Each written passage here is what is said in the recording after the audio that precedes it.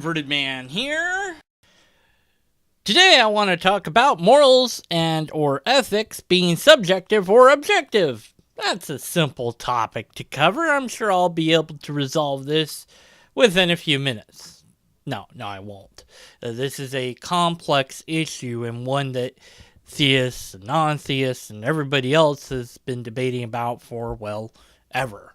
And I don't think that there's any particular way to resolve it, but I'm going to outline some of the things that I've observed about it and potential answers and also potential problems with all of the potential solutions, and then leave it to you to deal with. Good luck! The way I view morals is to be objective in the sense that they aim at the ethics that you have picked. Now, the ethical selection is, I guess, subjective. Ultimately, you could say that, and there's really not too much of an argument that I can think of to make against it, other than, well, the ethics that I pick is kind of based on my personality, and that's something that I didn't pick, so then it's not really that arbitrary, but I guess it still kind of is because my personality is arbitrarily based upon genetic factors and whatever, so I guess it's subjective. But at any rate, morals are objective in the sense that they are mapped to the ethics. So my particular ethics are utilitarian ethics, which can be summed up by do as little harm as possible to the few amount as possible. So with the famous trolley problem of do you flip the switch, killing one to save five, the moral is, yeah, you don't kill a bunch of people to save one person, so therefore you flip the switch. And that's the answer to that. And it might upset you, it might distress you, it doesn't matter because your ethics guided your moral actions. One potential objection to this is that the morals must be seen as subjective because there's an infinite amount of choices or an infinite amount of situations that we could conceive of, and that therefore they must be seen as subjective and cannot map objectively to the ethics. Because yes, the result is something that you desire to be a certain way, that you don't want to harm a lot of things to save one, but in this situation or that situation it might be different and yada yada yada, and because there's different ways to get there, that even though the goal is unchanging, the way to get to the goal is changing, therefore the morals are subjective.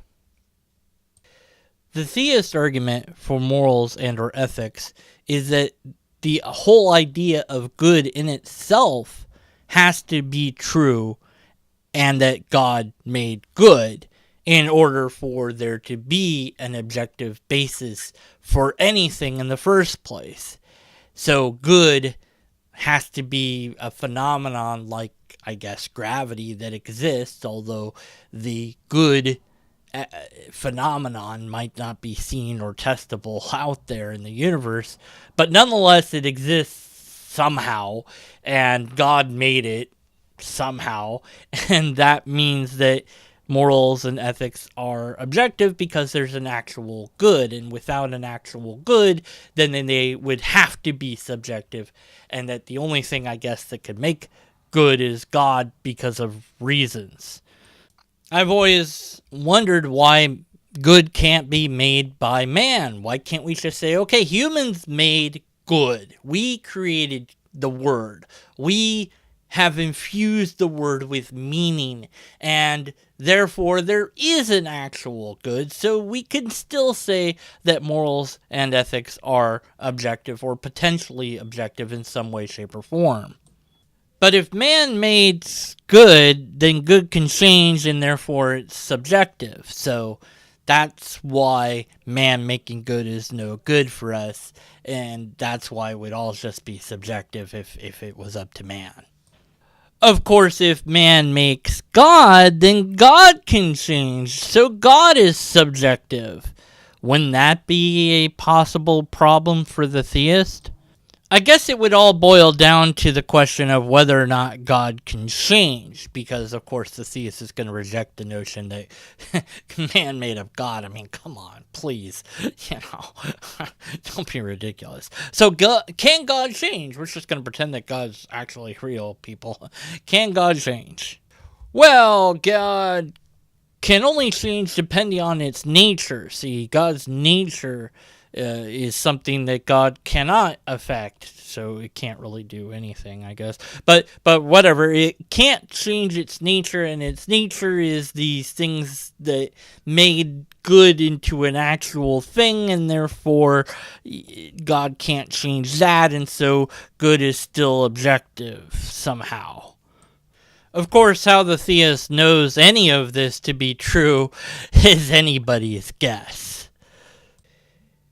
Whether or not morals are mapped to ethics is something that you could potentially debate as well.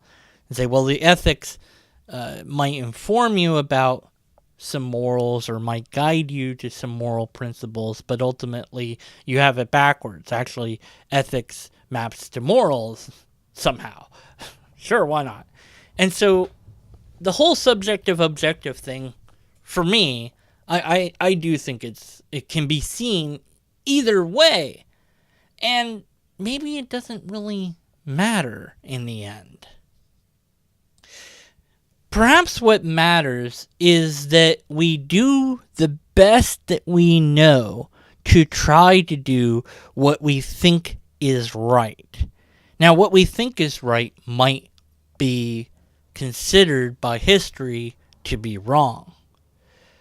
But if we're following our own guidance to what we think is correct, then at least we're staying consistent within ourselves.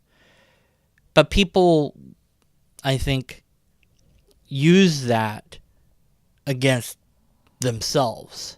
And what I mean by that is certain ethics and morals are guided by pressures of society itself, so that you have different ideologies that say, hey, harming those people over there, that's really good, and we need to do that all the time.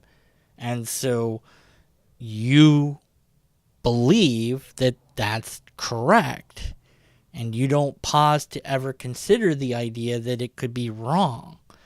So I think that exposing yourself to as many ethical systems out there as possible can only be a good thing. To do the research into them, to look at each of them, see what they have to offer, and ask yourself what the pros and cons are.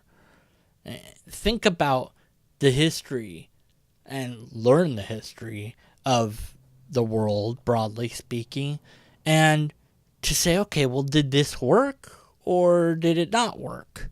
Is this a desirable outcome or not? And that's something you can only do if you free yourself to some extent from the chains of dogma and doctrine. If you want to assert that the world is flat, well, okay, but there's certain things that you cannot learn because of that dogma, because of that doctrine. If you want to assert that it is good to kill everyone that is not in your religion, that is going to prevent you from learning things. Because anything that you learn that could potentially negate that is seen as heresy as well in that given religion, perhaps. So learning itself might be seen as wrong in a particular dogma or doctrine. And so you really have to ask questions. And I suppose that means that the strongest of morals and or ethics, depending on how you want to frame it, might be always question everything. Except for the phrase always question everything. I think that phrase should be immune from the rule. Otherwise we'll be like in an infinite loophole. One final way of looking at morals and ethics that I wanted to leave you with is somewhat of an analogy. And so bear with me. The law of the land versus the spirit of the law. So the law of the land is not to run a red light, for example. But there are situations that require us to override that law. Obviously, police cars that have their sirens going, or ambulances or fire trucks that have their sirens going, are allowed to go through these red lights to get to the destination that they're getting to as quickly as possible. And everybody is supposed to make way for those vehicles doing that. And to not do so is, well, illegal. But another reason to run a red light might be that doing so is necessary to prevent an accident. Or it might be to get your pregnant significant other, or just somebody that's pregnant, to the hospital quickly. Although maybe you should have called an ambulance, but maybe it's too late for that. So there is the spirit of the law that is, well, we understood why you had to go through that red light, and we're not going to, bring up charges against this. You might still have to appear in court because you broke a rule, but the judge, given the situation and circumstances, should, hypothetically at least, be forgiving and say, it's fine. We understand. It's okay. Of course, you might not ever appear in court. Say you're speeding and you're going maybe 5-10 miles over the limit. You get pulled over and the police officer says, I just wanted to let you know you're speeding. Just giving you a warning.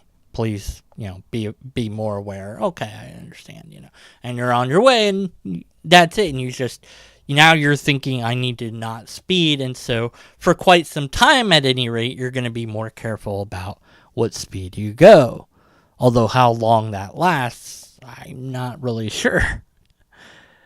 But I think that the fact that there are laws that we humans have made, and that we want to abide by those laws, and we want others to abide by those laws, because doing so makes a cohesive society. And that when somebody breaks those laws, we want something to happen to change that person, or to show other people that we're serious about these laws. But of course, the spirit of the law is sometimes more important than the letter of the law, because it depends on the situation involved. And so in that sense, it is both objective and subjective. So maybe morals are both objective and subjective, just depending on how you look at it. And ethics would be then, I suppose, the law, and I suppose you could say that morals would be the spirit of the law, perhaps, or the other way around if you want. As always, I look forward to reading your thoughts in the comments section below, or if you want to make a video about this, do that. Cool. I'll check it out. Might even make a video about your video. Then you can make a video about my video. Where will it end? I don't know. Maybe it won't. That would be a thing. Okay. Bye, everybody. Bye. I don't have a good way to end these random videos.